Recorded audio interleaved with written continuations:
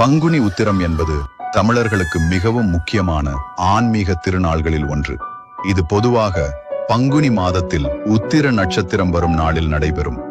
இந்த நாள் பல தெய்வங்களின் திருமண தினமாக கருதப்படுவதால் புனிதமானதாக மதிக்கப்படுகிறது. முருகன் மற்றும் தெய்வ யானை திருமணம், ராமணன் மற்றும் சீதை திருமணம், சிவன் மற்றும் பார்வதி திருமணம், ஆண்டாள் மற்றும் ரங்கநாதர் கல்யாணம் நடைபெற்ற நாள். அதனால் இந்த நாள் திருமண பாக்கியம் கிடைக்கும் நாள் என்று நம்பப்படுகிறது. அந்த நாளில் நாம் செய்ய வேண்டியவை: காலை எழுந்து குளித்து விரதம் இருப்பது, கோவிலுக்கு சென்று முருகன் அல்லது சிவபெருமானை வழிபடுதல், திருமண பாக்கியம் வேண்டி பிரார்த்தனை செய்வது, தம்பதிகள் சேர்ந்து பூஜை செய்வது, அன்னதானம் அல்லது தானம் செய்வது முதலியவை கடைபிடிக்க வேண்டும். பங்குனி உத்திரம் அன்று செய்யக்கூடாத விஷயங்கள்: இந்த நாள் தெய்வ திருமண நாள் என்கிறது. அதனால் குடும்ப